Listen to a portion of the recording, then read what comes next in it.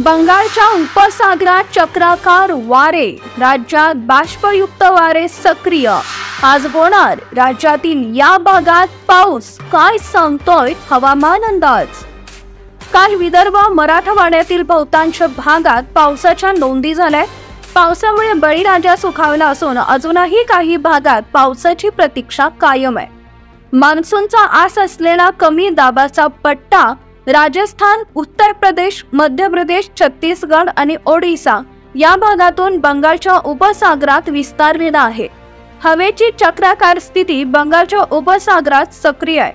मध्य प्रदेशच्या आसपासच्या भागांमध्ये हवेची चक्राकार स्थिती निर्माण झाली आहे। यामुळे कमी उंचावरचे बाष्प उत्तर महाराष्ट्र आणि मराठवाड्यात सक्रिय होत आहेत।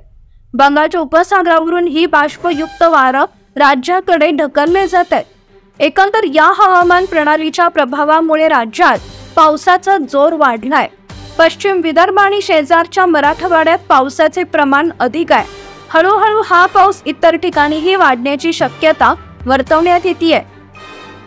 पुढील 24 तासात रायगडच्या काही भागांमध्ये मुसळधार ते अतिमुसळधार पावसाची शक्यता आहे। मुंबई, ठाणे आणि पालघरमध्ये आज रात्री स्थानिक पातळीवर मेघगर्जनेचे ढग विकसित झाल्यास जोरदार पाऊस होऊ शकतो, अन्यथा मध्यम पावसाची शक्यता कायम आहे।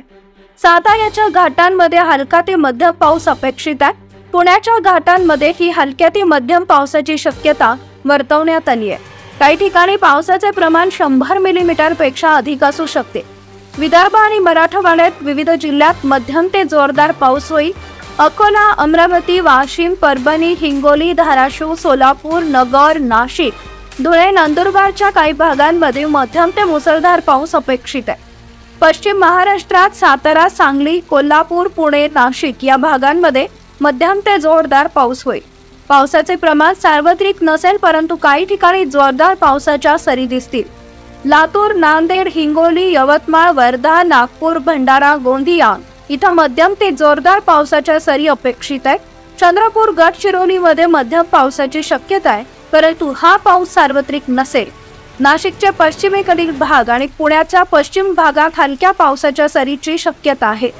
मोठ्या पावसाचा अंदाज सध्या नाही, मात्र आज राज्यातील बहुतांश भागात पावसाचा अंदाज आहे। दरम्यान तुमच्या जिल्ह्यातील हवामान अंदाज पाहण्यासाठी डिस्क्रिप्शन मध्ये हवामान व्हॉट्सअप ग्रुपची लिंक दिली आहे। आत्ताच आमच्या व्हॉट्सअप ग्रुपमध्ये सामील व्हा। धन्यवाद।